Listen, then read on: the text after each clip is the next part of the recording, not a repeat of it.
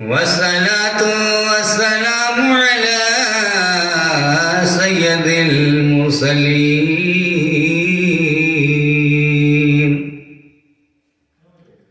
وعلى آله وصحبه أجمعين.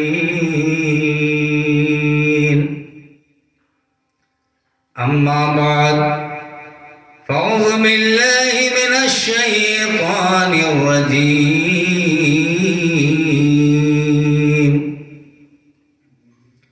بسم الله الرحمن الرحيم.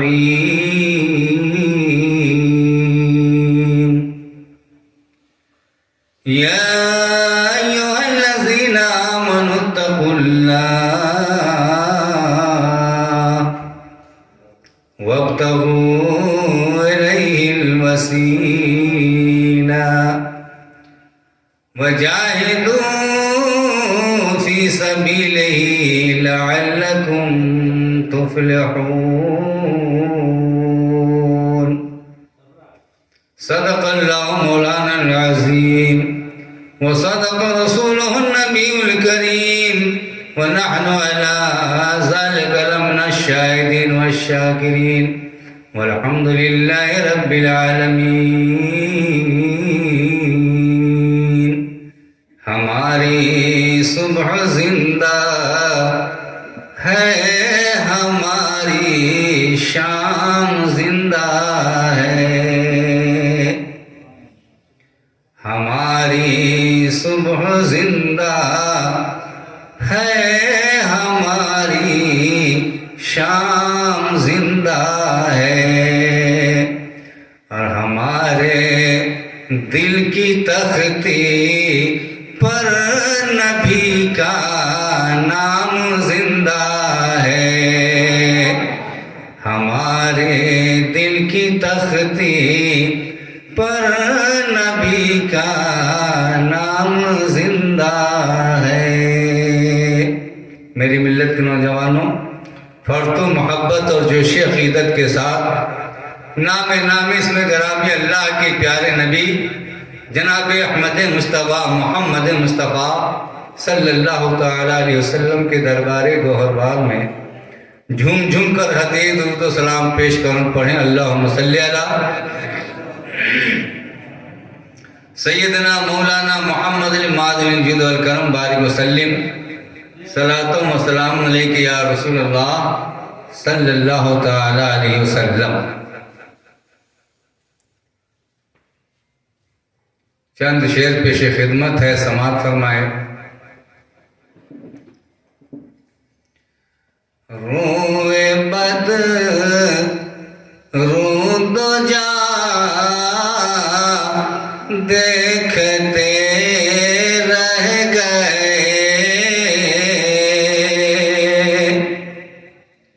روئے بد رود و جا دیکھتے رہ گئے، اور چہرے مصطفیٰ دیکھتے رہ گئے، چہرے مصطفیٰ دیکھتے رہ گئے،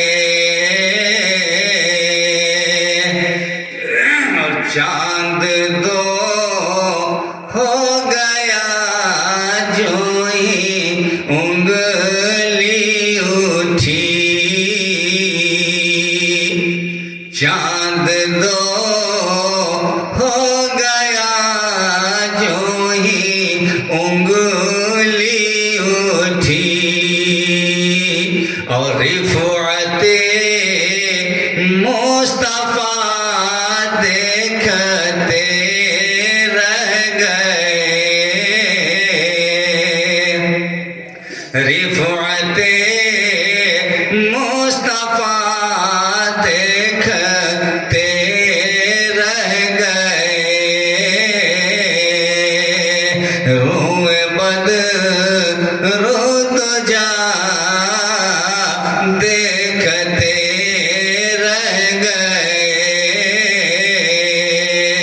جا کے سدرا پہ پہنچے جو روح الامین، جا کے سدرا پہ پہنچے جو روح الامین، اور دشمن مصطفیٰ دیکھتے رہ گئے، دشمن مصطفیٰ دیکھتے رہ گئے، چہرے مصطفیٰ دیکھتے رہ گئے، اور ہم گنہگار پہنچے درے پاک پر۔ کہیے محبت سے سبحان اللہ۔ ہم گنہگار پہنچے درے پاک پر، اور عطا پر عطا دیکھتے رہ گئے، اور عطا پر عطا دیکھتے رہ گئے، روئے بدرود جا دیکھتے رہ گئے، اور چہرے مصطفیٰ دیکھتے رہ گئے۔ درود پاک پڑھے، اللہم صلی علی سیدنا مولانا محمد المادن الجود والکرم بارک وسلم، صلاۃ و سلام علیک یا رسول اللہ صلی اللہ تعالی علیہ وسلم۔ حضرات، آپ لوگ تقریر سننے کے موڈ میں ہیں کہ سلام پڑھا جائے؟ بولیے، تقریر سنیں گے تو تھوڑی دیر آپ حضرات محبت کے ساتھ بیٹھیں، اللہ اور اللہ کے رسول کی باتوں کو، اللہ کے حبیب کی باتوں کو سنیں اور اس پر عمل کرنے کی کوشش کریں۔ بڑے غیرت کی بات ہے مسلمانوں، آج کل مسلمان پریشان کیوں ہیں، تنگ دست کیوں ہیں؟ مسلمان اپنی فطرت سے ہی پریشان ہیں۔ بتائیے، اتنی بڑی آبادی میں، آپ کے گاؤں میں، آپ کے محلے میں، اور چند لوگ نظر آتے ہیں، یہ شرم کی بات نہیں تو اور کیا ہے؟ تو مسلمانوں، یہ ہم اور آپ کی کمزوری ہے۔ ہم اور آپ دن بدن دین سے دور ہوتے ہوئے جا رہے ہیں، اور جتنا ہم دین سے دور ہوتے ہوئے جا رہے ہیں اتنا ہی مصیبتیں، پریشانیاں، بلائیں ہمارے قریب آتی جا رہی ہیں۔ تو یہ کیوں مسلمانوں میں ایسا کیوں کرے؟ اللہ نے ہمیں ہر راستہ بتا دیا، ہم کیسے مصیبت سے بچیں گے، پریشانی ہم سے کیسے دور رہے گی، ہمارے سر سے بلائیں کیسے ختم ہوگی، میرے پاس کیسے پریشانی نہیں آئے گی، سب کا حل اللہ نے بتا دیا ہے، مگر ہم اور آپ اس پر عمل کرنے کی کوشش نہیں کرتے ہیں۔ سیدھا سیدھا کام جانتے ہیں اور سیدھا سیدھا کام کرتے ہیں۔ جیسے حضرت نے بتایا ابھی کہ غوث کا دامن نہیں چھوڑیں گے، خواجہ کا دامن نہیں چھوڑیں گے۔ صرف غوث کا نعرہ لگانے سے ہی کام چلے گا، خواجہ کا نعرہ لگانے ہی سے کام چلے گا، نماز کون پڑھے گا؟ رات بھر اور دن بھر 24 گھنٹے خواجہ کا نعرہ لگاتے رہ جاؤ گے، نماز نہیں پڑھو گے تو تم کامیاب نہیں ہوگے۔ کیوں؟ کہ سب سے پہلے اللہ تبارک و تعالیٰ نے انسان کو جب پیدا کیا دنیا میں تو کس لیے پیدا کیا؟ عبادت کے لیے پیدا کیا۔ سب سے پہلے اللہ فرماتا ہے وَمَا خَلَقْتُ الْجِنَّ وَالْإِنسَ إِلَّا لِيَعْبُدُونَ، یعنی ہم نے انسان اور جن کو اس لیے پیدا فرمایا ہے تاکہ وہ میری عبادت کرے. لیکن اب بتائیے ہزاروں کی آبادی ہے, سینکڑوں کی آبادی ہے, کون ایسا مسلمان ہے جو نماز پڑھتا ہے؟ بڑی سے بڑی مسجد بنا لیتے ہیں, خوبصورت مسجد بنا لیتے ہیں, عالیشان مسجد تیار کر لیتے ہیں, مگر نماز اس میں 2 سے 4 نظر آتے ہیں. تو کیا ہم کیسے ایمان والے ہیں مسلمانوں؟ ہم کیسے سنی کہلاتے ہیں؟ کیسے ہم غوث کا نعرہ لگاتے ہیں؟ کیسے خواجہ کا نعرہ لگاتے ہیں؟ آپ سے اگلے والوں کی تحدید دیکھیے, تاریخ اٹھائیے اور پڑھیے اور غور کیجئے کہ ہمارے باپ دادا نے کیسے زندگی گزاری ہے. ان سے اگلوں کی تاریخیں پڑھیے تو ان سے اگلوں نے جو دین کی خدمت کی ہے, اپنے اولاد کی قربانی پیش کر دی ہے, جان کی بازی لگا دی ہے, مال کی پرواہ نہیں کی ہے, مگر نماز کو نہیں چھوڑا ہے. سب کچھ کو قربان کر دیا ہے, تن من دھن کو قربان کر دیا ہے, مگر اللہ کی عبادت سے منہ کو نہیں پھیرا ہے. اس لیے وہ لوگ غریب تھے, پریشان تھے, تنگ دست تھے, پھر بھی آپ سے خوشحال تھے. اور آج ہم امیر ہیں, کافی پیسے ہمارے پاس ہے, مال و دولت ہے, پھر بھی ہمارے اندر خوشحالی نہیں نظر آتی ہے. کیوں؟ یہ ہمارے ایمان کی کمی ہے, ہم نماز سے دور بھاگتے ہیں. اس لیے تو کہنے والوں نے کیا کہا ہے کہ ایک وہ لوگ تھے, جانے کون لوگ تھے. ابھی بھی سبحان اللہ نہیں کہیے گا. ایک وہ لوگ تھے, جانے کون لوگ تھے.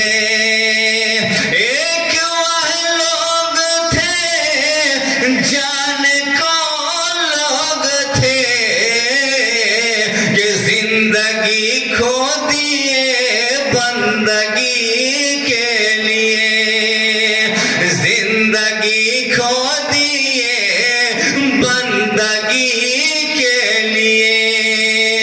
اور ایک ہم لوگ ہیں, جانے کون لوگ ہیں. ایک ہم لوگ ہیں, جانے کون لوگ ہیں. ایک ہم لوگ ہیں, جانے کون لوگ ہیں, کہ بندگی کھو دیے زندگی کے لیے, کہ بندگی کھو دیے زندگی کے لیے. تو مسلمانوں, ایک وہ لوگ تھے جو اللہ سے ڈرا کرتے تھے, اور جب اللہ سے ڈرا کرتے تھے تو اللہ کی عبادت بھی کیا کرتے تھے, اور زندگی کو کھو دیتے تھے, زندگی کو بھول جاتے تھے, مگر اللہ کی عبادت کو نہیں چھوڑتے تھے, اللہ کی عبادت سے منہ نہیں موڑتے تھے. آج ہم لوگ ہیں کہ زندگی کو پکڑ کے رکھے ہوئے ہیں اور اللہ کی عبادت کو دور کر دیتے ہیں, اللہ کی عبادت کو ختم کر دیتے ہیں. تو مسلمانوں کب تک یہ بہانہ چلے گا؟ تو مسلمانوں, اللہ تبارک و تعالیٰ کی بارگاہ میں جب مرنے کے بعد حاضر کیے جاؤ گے تو سب سے پہلے نماز کے بارے میں ہی پوچھا جائے گا. اس لیے تو شیخ سعدی رحمہ اللہ ارشاد فرماتے ہیں کہ روز محشر کے جہاں گداز بود اور اولی پرشی سے نماز بود. یعنی قیامت کے دن سب سے پہلے آپ سے نماز کے بارے میں ہی پوچھا جائے گا.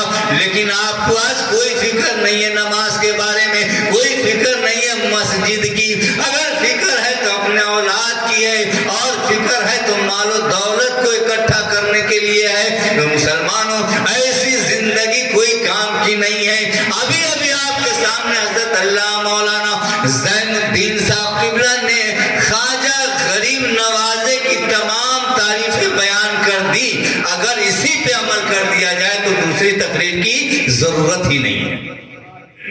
راتوں دن مسلمان کا کام اب یہی رہ گیا ہے کہ راتوں دن تقریر سننا, جمعے میں سننا, جلسے میں سننا, میلاد میں سننا, کرنا، یہی مسلمان اب طے کر لیا ہے۔ تو مسلمانوں ایسی ذلت کی زندگی کب تک گزارو گے؟ میری ملت کے نوجوانوں، جتنے بھی اولیاء کرام دنیا میں تشریف لائے ہیں اور گزر گئے ہیں، وہ سب کے سب نماز کے پابند تھے، کسی نے نماز کو نہیں چھوڑا۔ نماز کی محبت ہی ان کو اللہ کا ولی بنا دیا ہے، نماز کی ادائیگی سے ہی وہ اللہ کے حبیب بنے ہیں، اللہ کے قریب ہوئے ہیں، اللہ کے محبوب بنے ہیں۔ اگر نماز نہیں پڑھتے تو ولی نہیں بن جاتے، بغیر نماز کے کوئی ولی نہیں بن سکتا ہے۔ میری ملت کے نوجوانوں، اب آئیے، اس میں بہت سارے حضرات ہوں گے جو خواجہ غریب نواز کے مزار پہ تشریف لے گئے ہوں گے۔ اجمیر شریف گئے ہوں آپ؟ کتنے آدمی گئے؟ ہاتھ اٹھائیے تو۔ ماشاءاللہ کافی آدمی گئے ہوئے ہیں، اور بہت سارے لوگ گئے ہوں گے جو نہیں آئے ہوئے ہیں۔ تو یہ بتائیے، بس ایک ہی بات خواجہ غریب نواز کے بارے میں بتا کر دوسری طرف رخ کر دوں گا۔ یہ بتائیے کہ آپ لوگ اجمیر شریف تشریف لے گئے ہیں تو وہاں جنتی دروازہ کا نام سنے ہیں؟ دیکھا بھی ہے؟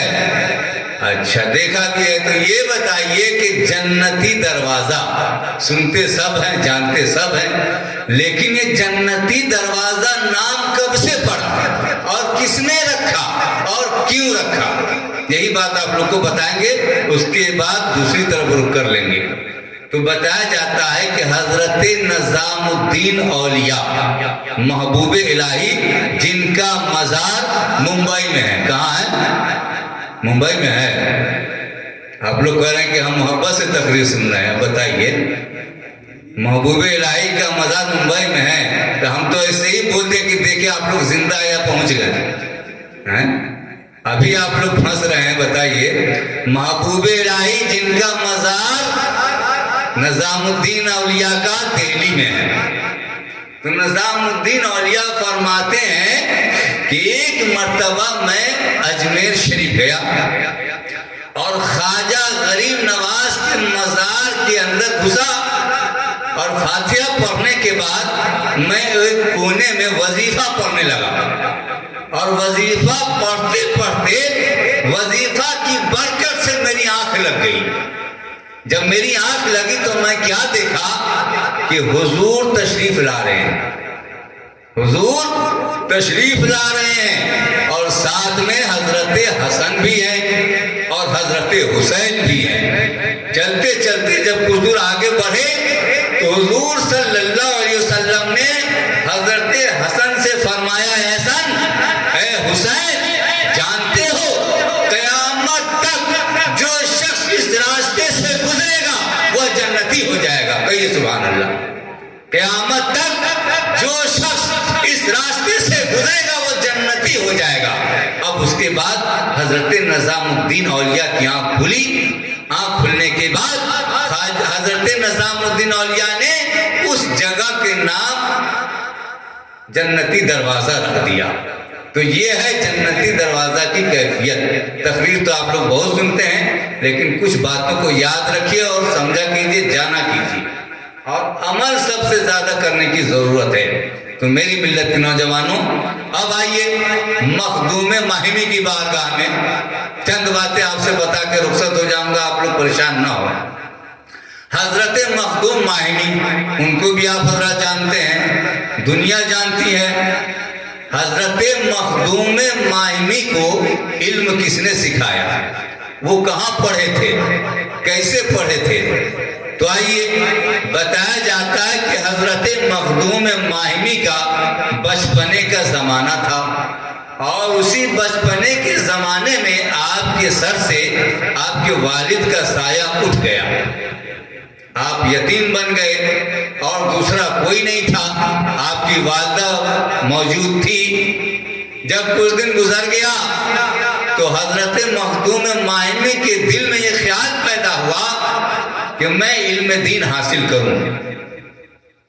تو آپ نے اپنے امی جان سے اظہار کیا، اے امی جان، میں چاہتا ہوں کہ کہیں باہر جا کر میں دین کے علم کو سیکھوں، دین کی تعلیم سیکھوں۔ آپ کی امی جان عرض کرتی ہے، بیٹے تمہارے سوا میرا کوئی سہارا نہیں ہے، تمہارے سوا میرا کوئی دیکھ بھال کرنے والا نہیں ہے، مجھ کو چھوڑ کر تم کہاں چلے جاؤ گے؟ اگر تم چلے جاؤ گے تو میرا دیکھ بھال کون کرے گا؟ میرا سہارا کون بنے گا؟ اتنا کہنا تھا تو مخدوم ماہمی خاموش ہو گئے اور ان کا دل اداس ہو گیا اور دل ہی دل میں سوچنے لگے کہ اللہ اکبر، میری والدہ محترمہ نے بھی انکار کر دیا، اب میں دین کی تعلیم کیسے سیکھوں گا؟ سو گئے، دن گزر گئی، رات آئی، سو گئے۔ سونے کے بعد صبح کو جب اٹھتے ہیں تو حضرت مخدوم ماہمی گھر سے نکلتے ہیں اور گاؤں سے باہر کنارے میں ٹہلنے چلے جاتے ہیں۔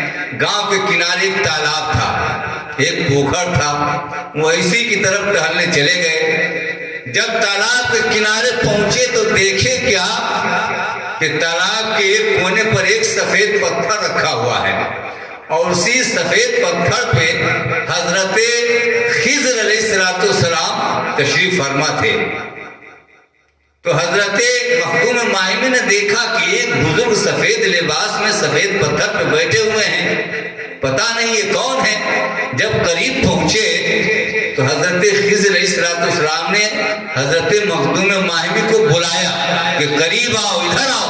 آپ تشریف لے گئے تو آپ نے فرمایا، اے مخدوم ماہمی، مجھ کو اللہ تبارک و تعالیٰ نے تجھ کو علم دین سکھانے کے لیے بھیجا ہے۔ تم آؤ اسی طرح روز اور میں تمہیں دین کی تعلیم بتا دوں گا، سکھا دوں گا، تم چلے جاؤ گے، مگر ایک شرط ہے۔ حضرت خضر علیہ السلام نے ایک شرط رکھ دی۔ وہ شرط کیا ہے؟ وہ شرط یہ ہے کہ آپ نے فرمایا کہ دین کی تعلیم تو میں دوں گا، سکھاؤں گا، مگر تم کسی سے بتانا نہیں۔ اگر بتاؤ گے تو میں تعلیم دینا بند کر دوں گا۔ آپ ایک دن گئے، 2 دن گئے، تیسرے دن گئے۔ جب روز کا یہی معمول بن گیا تو آپ کی والدہ دل ہی دل میں سوچ رہی تھی کہ کیا بات ہے کہ ایک مخدوم اس سے پہلے کبھی کہیں نہیں جاتا تھا، اب کئی روز سے دیکھتی ہوں کہ صبح کو اٹھتا ہے اور اٹھنے کے بعد فوراً گھر سے نکل کر گاؤں کے کنارے چلا جاتا ہے۔ آخر بات کیا ہے؟ وجہ کیا ہے؟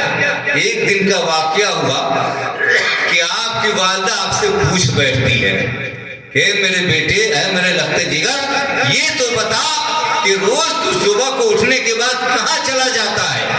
اب مخدوم ماہمی کو پسینہ آ گیا اور خاموش ہو گئے، کچھ بول نہیں رہے ہیں۔ کیوں نہیں بول رہے ہیں؟ اس لیے نہیں بول رہے ہیں کہ ادھر خضر علیہ السلام نے وعدہ لیا تھا کہ کسی سے بتانا نہیں، اور ادھر ماں کی محبت مجبور کر رہی ہے۔ ماں کا حکم میں آخر کروں تو کیا کروں؟ حضرت مخدوم ماہمی نے دل پہ پتھر رکھا اور ماں کو بتا دیا، کہا کہ امی جان، بات ایسی ہے کہ میں روزانہ ادھر جاتا ہوں اور ایک بزرگ آتے ہیں اور مجھے دین کی تعلیم دیتے ہیں اور وہ پھر رخصت ہو جاتے ہیں۔ اللہ اکبر! اب اتنا ماں کو بتا دیا، اس کے بعد حضرت مخدوم ماہمی پھر اداس ہو جاتے ہیں اور تعجب میں پڑ جاتے ہیں اور حیرت دل میں سوچنے لگتے ہیں کہ اللہ اکبر، میں نے وعدہ کیا تھا کہ کسی سے نہیں بتاؤں گا، مگر ماں نے مجبور کیا تو میں جھوٹ نہیں بولا اور ماں کو بتا دیا۔ اب پتا نہیں مجھے وہ بزرگ پڑھائیں گے کہ نہیں، تعلیم سکھائیں گے یا نہیں، یہی دل میں سوچ رہے تھے۔ اور پھر کل ہو کر سوچتے ہوئے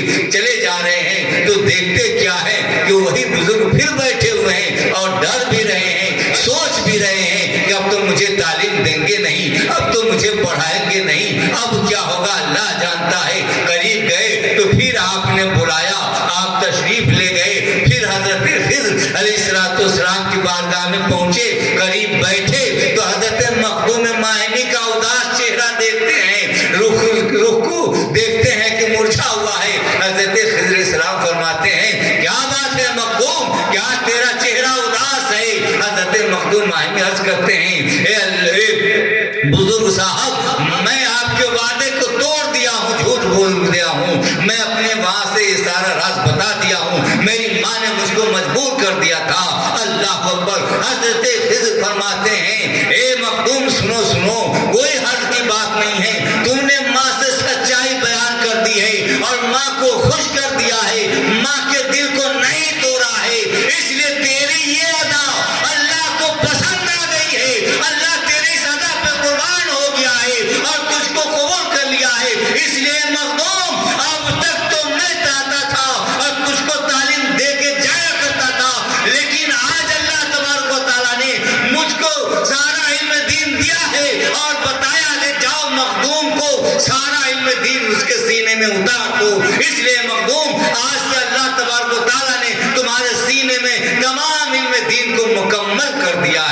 اب تم چلے جاؤ۔ اللہ کو بتاؤ کتنی بڑی خوش نصیبی کی بات ہے کہ جس کو حضرت خضر علیہ السلام پڑھائیں، جن کو خود اللہ تبارک و تعالیٰ جن کے سینے میں علم نبوت اتار، علم دین اتار دے، ان کی شان کیسی ہوگی، ان کا رتبہ کیسا ہوگا، ان کا مرتبہ کیسا ہوگا۔ تو مسلمانوں یہ ہے اللہ کے ولیوں کی شان، ایسے ہی ولی نہیں بن جاتے ہیں۔ اللہ جسے نوازتا ہے وہ یہاں بھی کامیاب رہتا ہے اور وہاں بھی کامیاب رہتا ہے۔ تو میری ملت کے نوجوانوں، اس وقت اس دنیا میں جتنے بھی دین و مذاہب ہیں، سب کا اصلی مقصد یہی بتایا جاتا ہے کہ انسان کسی طرح اللہ تک پہنچ جائے اور اللہ کا بندہ کسی طریقے سے اللہ والا ہو جائے۔ چنانچہ یہ ہر دین و مذہب والوں نے یہ واقعہ بتایا ہے، مگر یہ واقعہ ہے کہ انسانی ترقی ہر دین و مذہب والوں نے اپنے اپنے نظریات کے مطابق خدا تک پہنچنے کا راستہ بتایا ہے،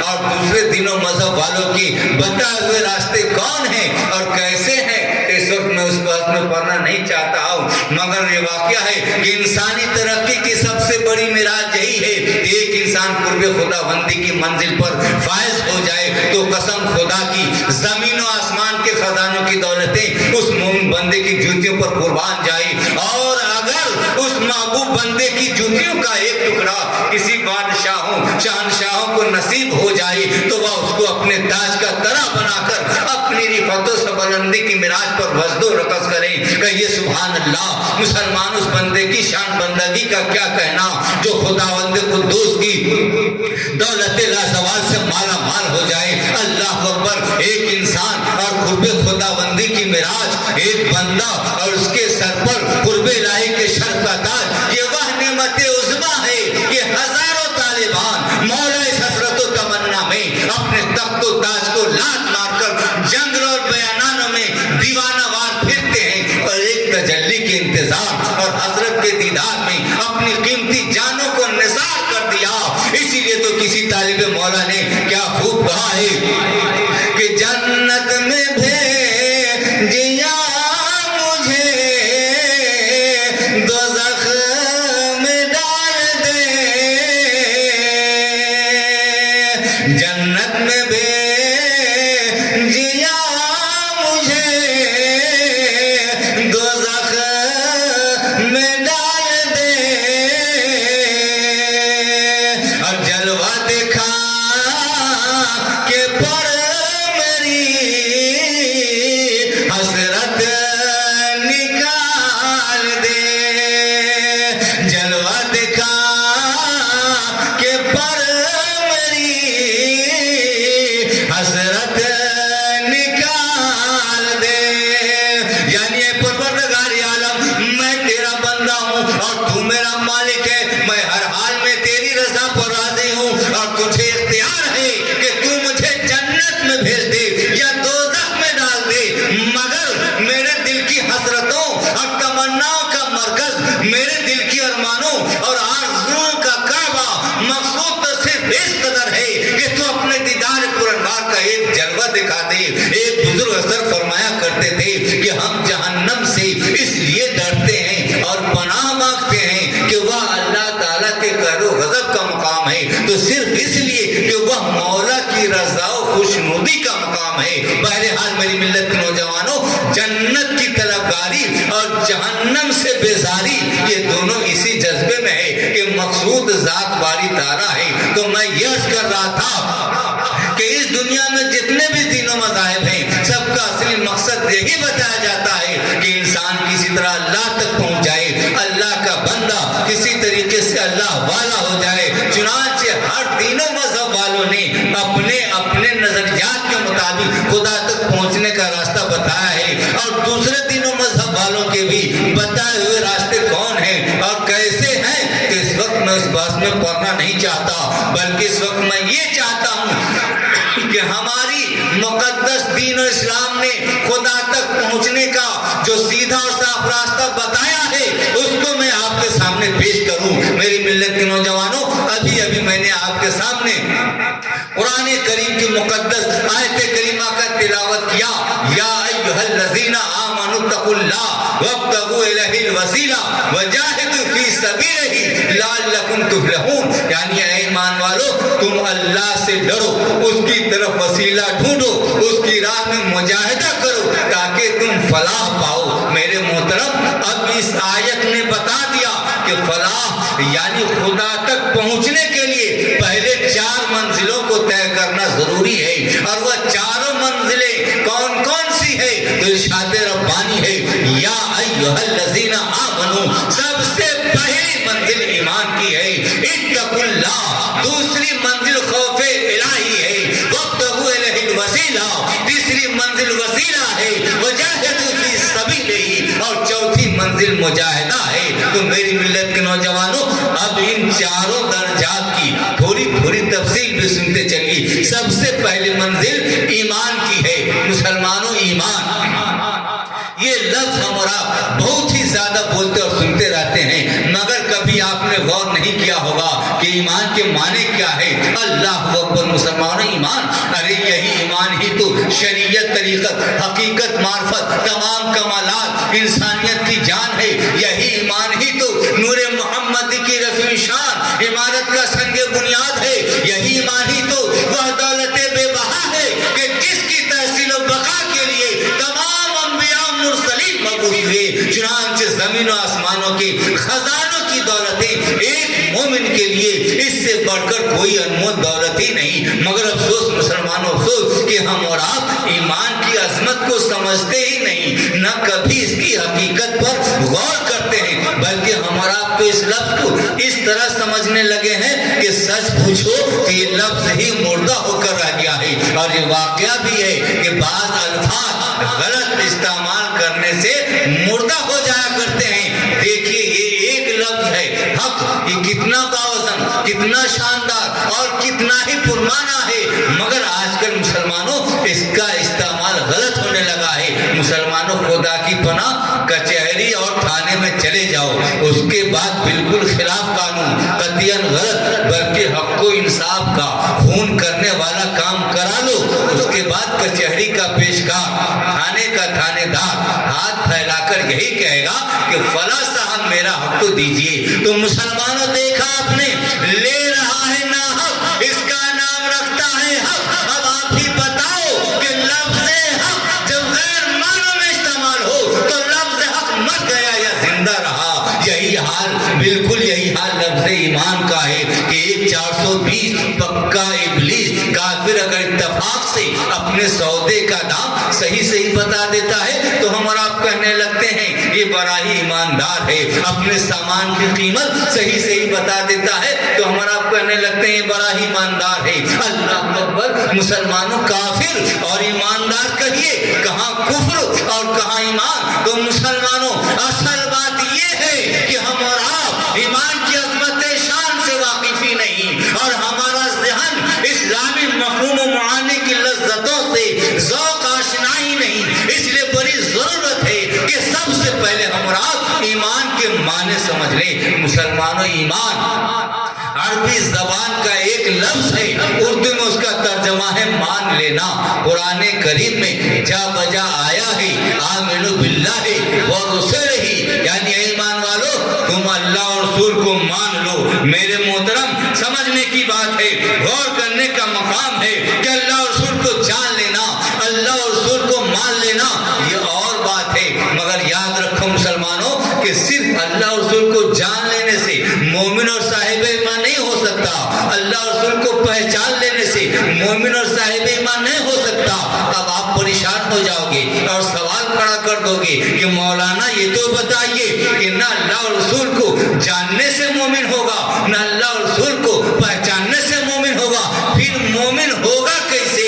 اس کا راستہ کیا ہے؟ مومن ہونے کا طریقہ کیا ہے؟ تو مسلمانوں سنو، اللہ اور رسول کو جان پہچان لینے سے مومن اور صاحب ایمان نہیں ہوا کرتا، بلکہ مومن اور صاحب ایمان وہ ہوا کرتا ہے جو اللہ اور اللہ کے رسول کو جان اور پہچان کر دل سے مان لیا کرتا ہے۔ قرآن گواہ ہے، یعرفونہ کما یعرفون ابناءہم، یعنی یہود و نصارہ بھی اللہ کے پیارے نبی جناب محمد رسول اللہ صلی اللہ علیہ وسلم کو اس طرح جانتا تھا، اس طرح پہچانتا تھا، اس طرح مانتا تھا کہ جس طرح وہ اپنے بتوں کو مگر یہود و نصارہ مومن اور صاحب ایمان نہیں ہوا. تو کیوں نہیں ہوا؟ کہ مومن اور صاحب ایمان اس لیے نہیں ہوا کہ مومن اور صاحب ایمان صرف وہی ہوتا ہے جو اللہ رسول کو جان پہچان کر دل سے مان لیا کرتا ہے. تو میرے محترم، تو مومن اور صاحب ایمان یہود و نصارہ اس لیے نہیں ہوا کہ صرف رسول ہی کو جانتا تھا، صرف رسول ہی کو پہچانتا تھا، اس لیے یہود و نصارہ مومن اور صاحب ایمان نہیں ہوا. تو مسلمانوں یاد رکھو کہ ایمان نام ہے اللہ اور اللہ کے رسول کو مان لینے کا، اور ماننے والا جب کسی کو مان لیا کرتا ہے تو دنیا کی کوئی طاقت بھی اسے برگشتہ نہیں کر سکتی. جس طریقے سے مثال کے طور پر آپ یہ سمجھ لیجئے کہ پروانہ شمع کو مانے ہوا ہے، بلبل پھول کو مان گیا. اب اتنے لوگ بیٹھے ہو، آپ بھی انصاف سے بتاؤ کہ دنیا میں کسی کو یہ طاقت ہے کہ بلبل کو پھول کی محبت سے الگ کر دے؟ دنیا میں کسی کو یہ طاقت ہے کہ پروانے کو شمع کی محبت سے توبہ کرا دے؟ نہیں، ہرگز نہیں، ایسا کبھی نہیں ہو سکتا. تو پھر مسلمانوں مسئلہ صاف ہو گیا. تو ایک بلبل اور پھول کی محبت ایسی محبت ہے، ایک پروانے اور شمع کی محبت ایسی محبت ہے کہ جل جانا گوارا ہے، مر جانا گوارا ہے، مٹ جانا گوارا ہے، جان دے دینا منظور کر لیتا ہے، مگر الگ رہنا پسند نہیں کرتا. تو میرے محترم، ایک بلبل اور پھول کی محبت ایسی محبت ہے، ایک پروانہ اور شمع کی محبت ایسی محبت ہے. تو جو شخص اللہ کو مان لے، اللہ کے رسول کو مان لے، تو اس کے آن بان کا عالم کیا ہوگا کہ ہزاروں آندھیاں چلے، سینکڑوں طوفان آئے، زمین پھٹ جائے، آسمان ٹوٹ جائے، مگر کیا مجال ہے کہ اللہ اور رسول کے ساتھ ایک مومن کا رشتہ ایمان ٹوٹ جائے. مومن اپنا تخت و تاج، اپنی بادشاہی و شہنشاہی سب کچھ قربان کر سکتا ہے، مگر اللہ اور رسول سے والہانہ گردید جس کا نام ایمان ہے اس کو ہرگز برباد و غارت کرنا گوارا نہیں کر سکتا. آپ نے دیکھا نہیں، آپ نے سنا نہیں کہ صحابہ کرام کے مقدس پیٹھوں پر کوڑے برسائے گئے، چٹائیوں میں لپیٹ کر ان کے ناکوں میں دھوئیں پہنچائے گئے، انگاروں پر لٹائے گئے، سولیوں پر لٹکائے گئے. زمین گواہ ہے، آسمان گواہ ہے، یہاں تک کہ ساری خدائی گواہ ہے، باوجود کہ ان کے ایمان کو برباد کرنے کے لیے کافروں نے ہزاروں قسم کے ظلم و ستم کے پہاڑ ڈھائے، مگر یہ ایمان کے مجسمے ایک بال کے سینکڑوں حصے کے برابر بھی زیادہ ایمان سے منحرف نہیں ہوئے، بلکہ صبر و استقامت کا پہاڑ بن کر اپنے ایمان پر قائم رہے. تو مسلمانوں یہ ہے ایمان والوں کی شان. آپ نے سنا نہیں کہ ملک شام کے 3 بھائی جو اعلیٰ درجے کے بہادر سوار اور بہترین مجاہد تھے، رومیوں نے انہیں گرفتار کر لیا، اور ان تینوں کی خوبصورتی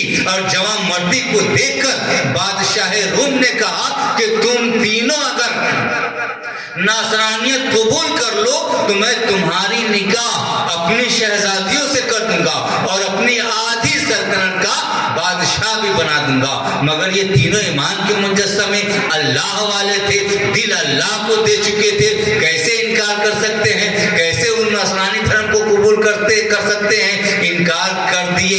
انکار کرتے ہی بادشاہ نے جلادوں کو حکم دے دیا کہ جاؤ اور ان لوگوں کو قید خانے میں بند کر دو.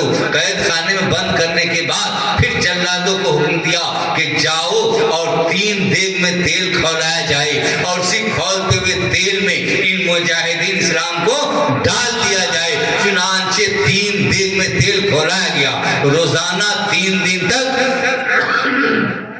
تیل کھولتا رہا، اور روزانہ ان تینوں کو دکھلایا جاتا تھا کہ یا تو ناصرانیت قبول کر لو یا تو اسی کھولتے ہوئے تیل میں غوطہ لگاؤ. مگر یہ تینوں ماننے کے لیے تیار نہیں ہوئے. اللہ والے تھے، اپنا دل و جان اللہ کو دے بیٹھے تھے، اپنا دل و جان اللہ کی بارگاہ میں لگا بیٹھے تھے. تو کیسے مان سکتے ہیں؟ اپنا ایمان کیسے بھیج سکتے ہیں؟ اللہ کو کیسے بھول سکتے ہیں؟ چنانچہ بادشاہ نے جلادوں کو حکم دیا کہ جاؤ اور پہلے قید خانے سے بڑے بھائی کو لاؤ اور اسی کھولتے ہوئے تیل میں ڈال دو. چنانچہ ظالم جاتا ہے اور قید خانے سے بڑے بھائی کو لاتا ہے اور اسی کھولتے ہوئے تیل میں ڈال دیتا ہے.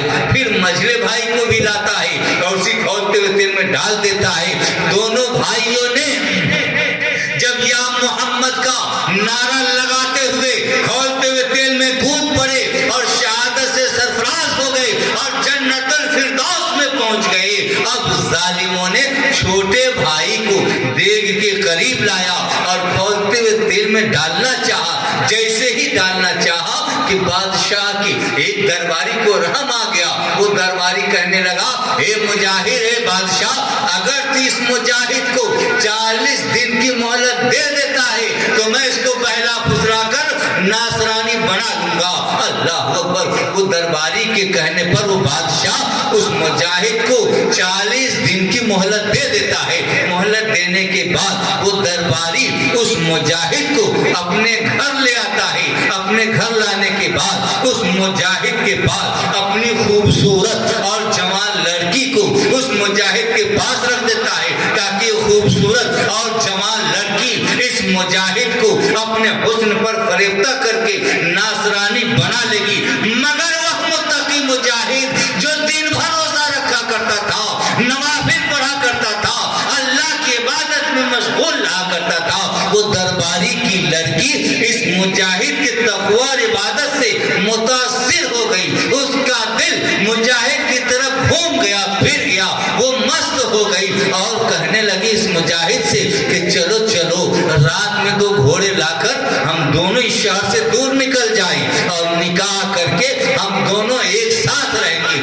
چنانچہ وہ دونوں وہاں سے اس طرح چل پڑے کہ رات میں سفر کرتے اور دن میں کہیں چھپ جاتے۔ چنانچہ اسی طرح ایک رات سفر کو چلے جا رہے تھے کہ چند سواروں کی گھوڑا دوڑانے کی آواز آئی تو مجاہد نے قریب پہنچ کر دیکھا کہ دیکھو ذرا کون ہے، تو انہی کے دونوں بھائی تھے جو کھولتے ہوئے تیل میں ڈال دیے گئے تھے۔ مجاہد قریب گیا اور سلام کیا اور حال دریافت کیا تو ان دونوں شہید بھائیوں نے کہا کہ بھائی میرے بھائی، بس میں کھولتے ہوئے تیل میں غوطہ لگایا، شہادت سے سرفراز ہو گئے اور جنت الفردوس میں پہنچ گئے۔ اب ہم اللہ تبارک و تعالیٰ کے حکم سے یہاں تک آئے ہیں تاکہ اس نیک لڑکی کے ساتھ تمہاری نکاح میں شرکت ہو جائے۔ چنانچہ ان دونوں شہید بھائیوں نے فرشتوں کے ساتھ اس نیک لڑکی کے نکاح میں شرکت کی اور پھر روانہ ہو گئے اور دولہا دلہن بھی سلامتی کے ساتھ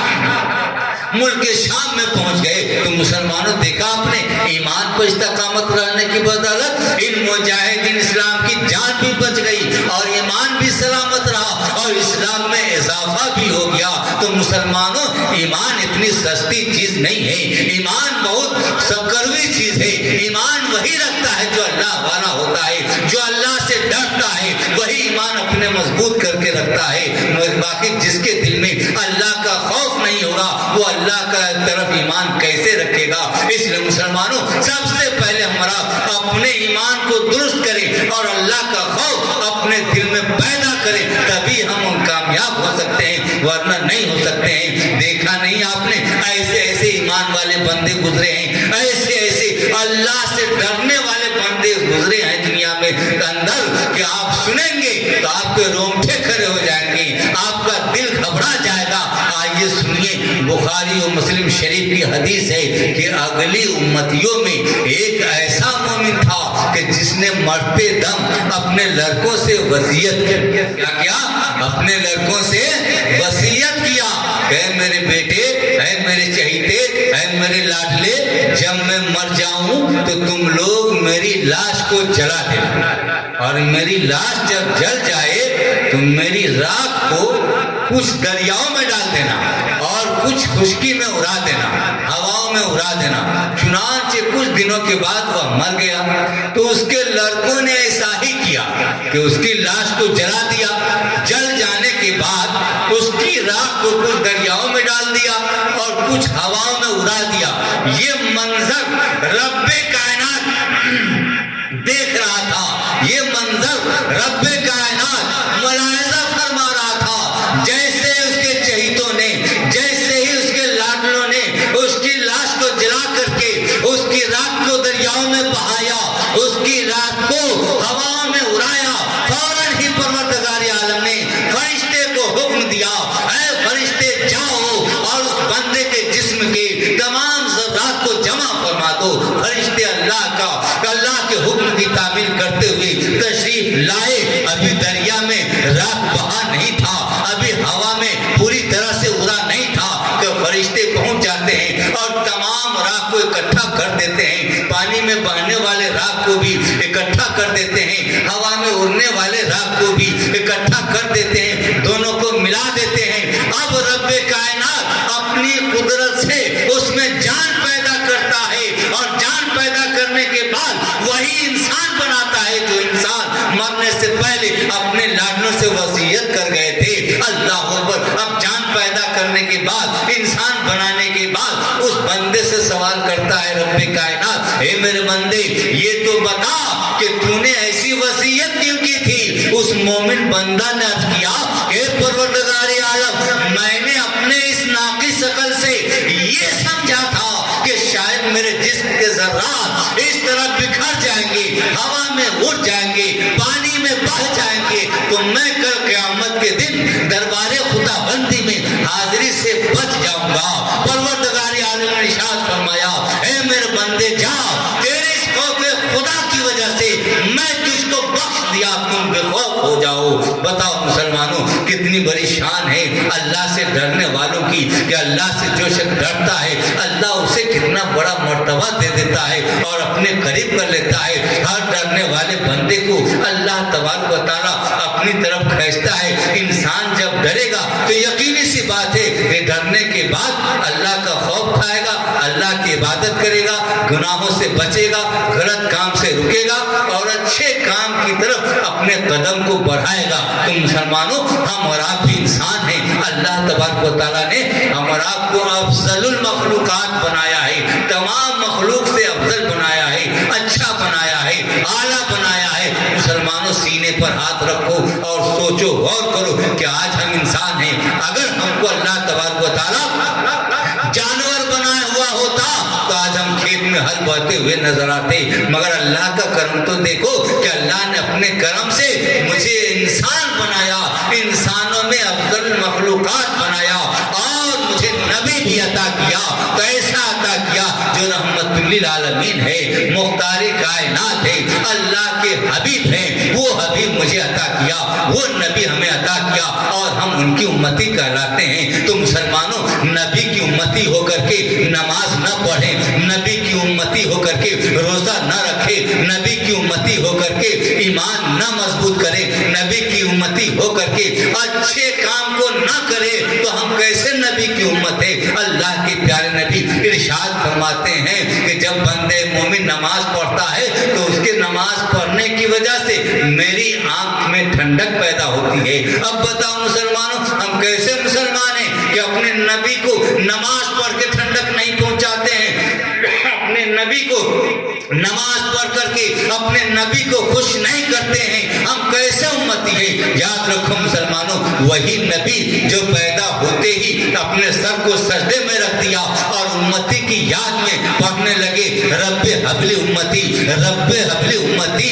اللہ اکبر. کتنا غم تھا امتی کا, کتنا فکر تھا امتی کا کہ امتی کو پیدا ہوتے ہی یاد کیا. مگر آج ہم انسان ہیں, رسول کی امتی ہے کہ اپنے نبی کو یاد نہیں کرتے ہیں. وہی نبی کل قیامت میں میدان محشر میں حوض کوثر پر, میزان عمل پر, ہر مقام پر ہماری مدد فرمائیں گے اور ہر جگہ ہماری پرشش فرمائیں گے. اس لیے تو میرے محترم کہا گیا ہے, سرکار اعلیٰ حضرت ارشاد فرماتے ہیں کہ سب سے